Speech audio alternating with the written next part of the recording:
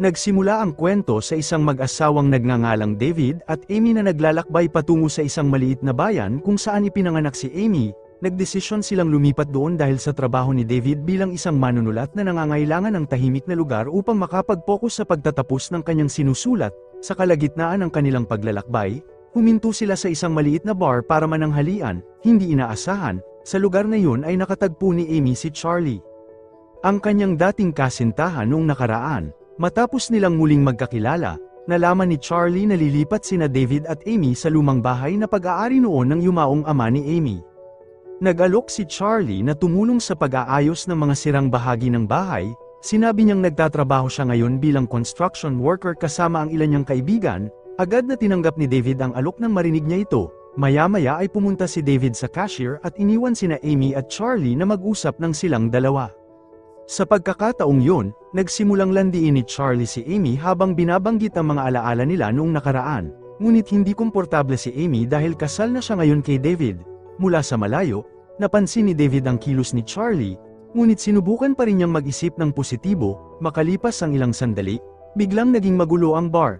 Nakipagtalo ang may-ari ng bar sa isang lalaking nagngangalang Tom na labis ng lasing ngunit ayaw tumigil sa pag-inom. Kilala si Tom bilang isang bastos at makasariling lalaki. Si Tom ang coach ng football team sa maliit na bayan na yun. Mabuti na lamang at dumating ang isang sheriff na nagngangalang John at agad na pinatigil ang gulo. Mula sa pangyayaring yun, nagsimulang magkaroon si David ng ideya tungkol sa pagkatao ng mga tao sa bayang yun. Pagkatapos nito, ipinagpatuloy ni na David at Amy ang kanilang paglalakbay patungo sa lumang bahay ng ama ni Amy. Sa tabi ng bahay ay may isang bodega na sira na ang bubong. Nagdesisyon silang tumira sa bahay na yun dahil napakatahimik ng lugar. Isang bagay na labis na kailangan ni David para sa kanyang trabaho. Sa loob ng bahay ay mayroon pa ring mga klasikong gamit kaya lalo itong nagustuhan ni David. Ginugol nila ang unang araw sa bahay sa pag-aayos ng kanilang mga bagong dating na gamit. Kinabukasan, nagulat si David nang makita si Charlie kasama ang kanyang mga kaibigan. Sinimulan na nilang ayusin ang bubong ng bodega nang hindi muna nagpapalam. Agad na pumunta sa kanila si David na inaantok pa. Sinabi ni David na masyado silang maagang dumating, at napakalakas din ng musikang pinapatugtog nila kaya nakakagambala ito sa kanyang pagtulog. Tinanggap naman ni Charlie ang pagsaway na yun. Makalipas ang ilang sandali, nagtaka si David dahil tumigil na sa pagtatrabaho sina Charlie at ang kanyang mga kaibigan kahit hindi pa tanghali. Sinabi ni Charlie na pupunta sila ng kanyang mga kaibigan sa Pangangaso at ipagpapatuloy na lamang nila ang pag-aayos ng bubong ng bodega. Kinabukasan, naiinis talaga si David ngunit wala siyang nagawa kundi manahimik. Nang gabing yun, sa unang pagkakataon nila sa bahay na yun, nag-maybar pasreng sina David at Amy. Samantala, sa bar, muling gumawa ng gulo si Tom. Noong oras na yun, binalaan niya ang isang lalaking nagngangalang Jeremy na tigilan na ang paglapit sa kanyang anak na babae na si Jenny. Mabuti na lamang at muling napakalma ni Sheriff John ang gulo. Kinabukasan, nang bagong uwi si Amy mula sa morning jogging, pinagmamasdan siya ni na Charlie at ng kanyang mga kaibigan nang may kakaibang tingin. Ikinwento ni Amy kay David na nagsisimula ng pagmasdan ng mga nag-aayos ng bubong ang kanyang katawan. Nang marinig yun ni David, iminungkahi pa niyang magsuot si Amy ng mask.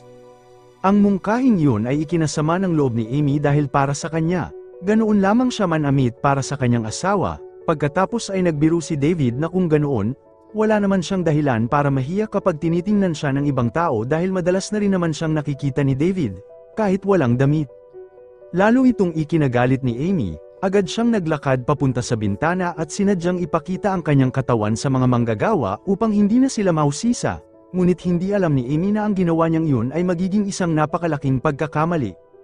Kinabukasan, pumunta sina David at Amy sa simbahan upang dumalo sa sama-samang panalangin. Ngunit habang nagpapatuloy iyon, nakaramdam si David ng init at nagdesisyong lumabas na lamang upang maghintay sa kotse. Nakita siya ni Charlie at sinundan siya palabas. Doon ay pinayuhan niya si David na magpakita ng mas maayos na asal sa isang lugar ng pagsamba. Humingi naman ng tawad si David. Ngunit pagkatapos noon, pinaalalahanan ni David si Charlie gamit ang ibang talata mula sa Biblia, na hindi dapat pagnasaan ng isang tao ang asawa ng iba. Nang marinig yun, agad na napagtanto ni Charlie na alam na pala ni David ang nararamdaman niya kay Amy. Makalipas ang ilang araw, dumalo sina David at Amy sa isang football game sa bayan. Doon ay nakatagpo nila ang ilang dating kaibigan ni Amy, kabilang si Jenny, ang anak na babae ni Tom. Noong una ay normal lamang ang laro, at masiglang nagtipon ang mga residente upang suportahan ang kanilang koponan. Ngunit biglang nagbago ang sitwasyon nang makita ni Tom si Jeremy na nakatayo hindi kalayuan sa kanyang anak. Walang pag-iisip, agad na sinalakay ni Tom si Jeremy sa harap ng maraming tao. Nang makita si Jeremy na binubugbog, kusang sinubukan ni Amy na awatin at tulungan siya. Ngunit lalo lamang nitong ginulo ang sitwasyon kaya nagdesisyon si David na iuwi si Amy. Pinagsabihan din ni David ang kanyang asawa na huwag makialam sa problema ng ibang tao. Nang gabing yon, nagulat si David sa isang nakakatakot na tanawin sa loob ng bahay, kung saan natagpuan nilang patay at nakabitin sa loob ng aparador ang alagang pusa ni Amy.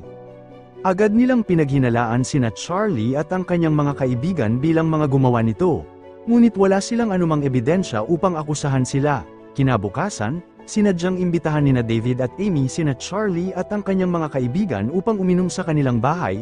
Ang tunay nilang layunin ay makakuha ng impormasyon tungkol sa pagkamatay ng pusa. Ngunit kalmado lamang sina Charlie at ang kanyang mga kaibigan at sinabi nilang wala silang alam tungkol sa pangyayari.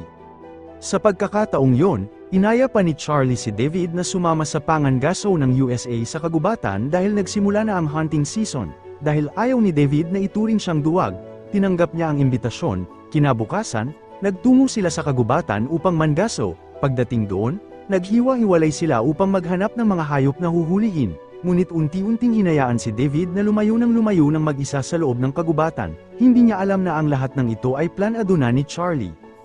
Habang palalim ng palalim ang pagpasok ni David sa kagubatan, pumunta naman si Charlie sa bahay ni Amy. Sa pilitang pumasok si Charlie sa bahay at dahil nag-iisa lamang si Amy, hindi niya ito kayang labanan. Sa huli, nagawa ni Charlie na magpusreng kay Amy. Mas malala pa rito, naroon din pala si Norman at nakakuha rin siya ng Maybar pasreng sa ikalawang round.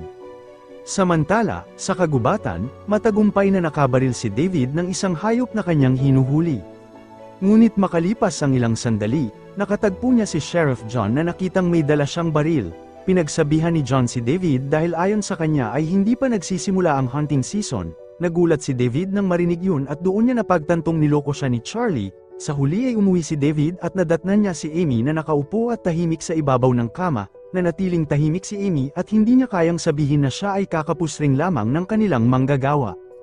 Hiniling ni Amy kay David na agad silang lumipat sa lugar na yon. Sinabi niyang hindi na siya komportable sa presensya ni na Charlie at ng kanyang mga kaibigan. Ngunit tumanggi si David dahil gusto niya ang lugar na yon at hindi pa tapos ang kanyang sinusulat. Dahil galit si David na iniwan siyang mag-isa sa kagubatan, nagdesisyon siyang tanggalin sa trabaho sina Charlie at ang kanyang mga kaibigan. Nang gabing yun, sinubukan ni David na aliwin ang kanyang asawa sa pamamagitan ng pag-aya kay Amy na manood ng football game sa bayan, ngunit sa buong laro, kitang-kita na balisa si Amy at bahagyang na-trauma dahil sa nangyari noong nakaraan, lalo na nang makita niya sina Charlie at Norman na naroon din at patuloy siyang pinagmamasdan mula sa malayo. Sa ibang lugar, palihim na nakipagkita si Jenny kay Jeremy. Sinubukan niyang akitin si Jeremy at inaya pa niya itong pumunta sa isang bakanteng silid ng mga manlalaro. Ngunit nang magsisimula na sana si Jenny ng isang bagay kasama si Jeremy, biglang narinig ang malakas na boses ni Tom sa labas habang tinatawag ang kanyang anak. Dahil sa takot, natarante si Jeremy at tinakpan ang bibig ni Jenny upang hindi ito makagawa ng ingay. Ngunit hindi niya namalayang dahil sa ginawa niya ay nawalan ng hininga si Jenny at namatay. Nakita ni David na lalong hindi komportable si Amy sa loob ng stadium kaya nagdesisyon siyang iuwi ang kanyang asawa. Ngunit habang nasa biyahe, biglang nakabangga ang kanilang sasakyan ng isang tao. Lumalabas na yun pala si Jeremy na tumatakbo ng takot dahil sa pagkataranta. Dinala ni na David at Amy si Jeremy sa kanilang bahay. Samantala, nang makita ni Tom na patay na ang kanyang anak na babae, agad siyang nagalit ng husto. Nang malaman ni Tom kung sino ang gumawa nito, humingi siya ng tulong kina Charlie at sa kanyang mga kaibigan upang hanapin si Jeremy. Sa oras na yon, naghinala si Charlie kay David na biglang umalis sa stadium. Pagdating nila roon, agad na sumigaw si Charlie mula sa labas ng bahay.